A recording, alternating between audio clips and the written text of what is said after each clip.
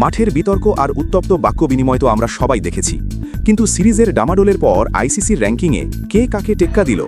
এই ঘটনার নেপথ্যে আসল কারণটা কি এবং এর প্রভাব কতটা সুদূর প্রসারী হতে পারে? চলুন দ্রুত জেনে নিই। পাকিস্তান বনাম বাংলাদেশ ওডিআই সিরিজে শুধু ব্যাট বলের লড়াই হয়নি, হয়েছে তীব্র স্নায়ুর পরীক্ষাও। বাবার আজমের অনুপস্থিতিতে পাকিস্তানের মিডল অর্ডারে একাই লড়াই করেছেন সালমান আলী আগহা। 3 ইনিংসে 57 গড়ের ওপর এবং 104 স্ট্রাইক রেটে 175 রান করে আইসিসি ওডিআই ব্যাটারদের র্যাঙ্কিংয়ে 1 লাফে 9 ধাপ এগিয়ে যুগ্মভাবে নবম স্থানে উঠে এসেছেন তিনি। অন্যদিকে তাকে রান আউট করা নিয়ে যে বিতর্ক তৈরি হয়েছিল, সেই মেহেদী হাসান মিরাজও পিছিয়ে নেই। বল হাতে 3 ম্যাচে 5 উইকেট নিয়ে বাংলাদেশের অধিনায়ক মিরাজও র্যাঙ্কিংয়ে 9 ধাপ এগিয়ে ওডিআই বোলারদের তালিকায় 7ম স্থানে জায়গা করে নিয়েছেন।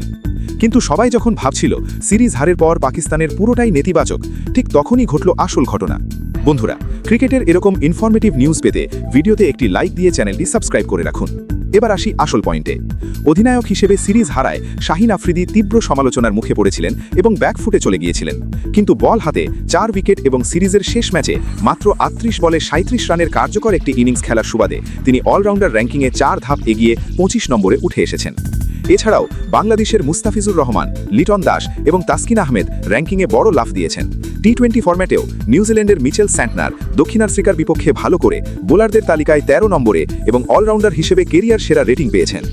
আমার মতে র্যাঙ্কিংয়ের এই রদবদল স্পষ্ট প্রমাণ করছে যে দলগত পারফরমেন্স খারাপ হলেও চাপের মুখে ব্যক্তিগত স্কিল সব সময় পুরস্কৃত হয়।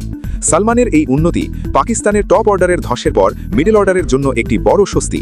অন্যদিকে মিরাজের উত্থান প্রমাণ করে বাংলাদেশ এখন ট্যাকটিক্যালি অনেক বেশি স্মার্ট ক্রিকেট খেলছে। সালমানের ধারাবাহিকতা নাকি মিরাজের ট্যাকটিক্যাল বোলিং, এই সিরিজে কার ইম্প্যাক্ট বেশি ছিল বলে আপনি মনে করেন? আপনার সোজাসাপটা যুক্তি কমেন্টে জানান।